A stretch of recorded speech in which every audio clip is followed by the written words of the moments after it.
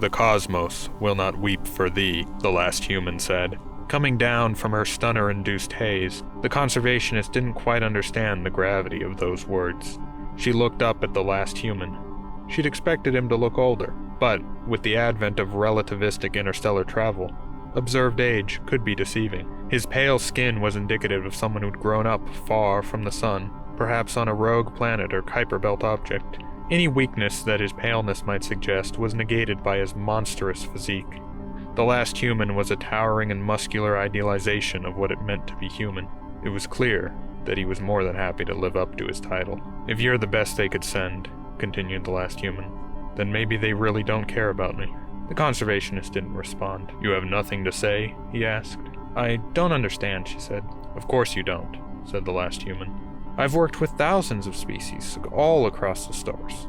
But humans are the only ones who would do something so purposefully antithetical to their survival."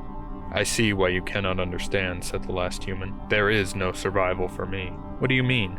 "By definition, being the last human, I am at the end of my genetic lineage. A line that went for billions of years goes out with me." "You can be cloned," said the conservationist. She was in awe at the narrow-mindedness of it all. To deify oneself using an arbitrary definition of humanity, only to use that same definition to condemn yourself to death? Such stupidity. "I have considered all options.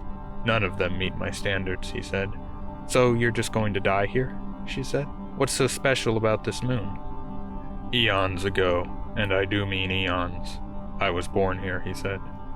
"I think it is fitting to complete my circle of life on this world." It was clear to the conservationist that there would be no convincing him. He had waited millennia for this moment. Survival no longer factored into his decisions. She would either overpower him and drag him away, or he would die on this doomed moon. There were no other options. One thing was for sure, she wasn't going to wait around to meet her demise. "Would you like to come see the sky with me?" asked the last human. "We shall get one last view of Neptune as we enter its Roche limit." "Do I have a choice?" asked the conservationist. "In this universe," replied the last human, "you've never had one." The conservationist followed the last human up a decaying flight of stone steps and out onto a promenade just beyond the domed city. They stopped at an overlook and stared out across a sprawling glacial field.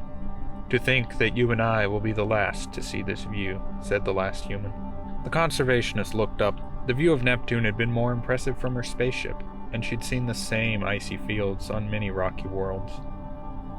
This was such a mundane place to die. Then the whole world shuddered. The conservationist was knocked to the ground, though the last human was able to stand tall. She expected to be able to pull herself up, but found that she couldn't.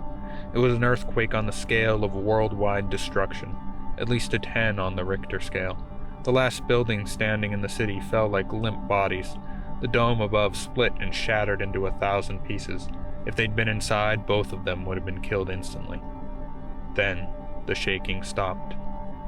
"Momentous, isn't it?" the last human remarked. "That's the kind of power gods dreamed of." "I've seen cities leveled before," said the conservationist, picking herself up. Then the glacial field ahead of them erupted as a subsurface ocean geysered to the surface. Plumes of water shot thousands of feet in the air. The last human turned to watch. While he was distracted, the conservationist picked up an icy rock and bashed him over the head with it. His helmet cracked and the rock made contact with the base of his skull. He crumpled to the ground. She might have messed up his brain, but he was still alive. She knelt down and picked him up. Considering his hulking form, she owed much of this feat to Triton's low gravity. Having collected her target, she moved quickly, going around the now destroyed city. She guessed there was about an hour before the situation became unsurvivable. If she was about 40 minutes from her ship and her ship was still intact, then she would make it. Chunks of glacial ice began to rain back down on Triton's surface. One fell about 20 meters from the conservationist, creating a little impact crater in the permafrost. Still, she pushed forward. If she wanted to live, she didn't have a choice.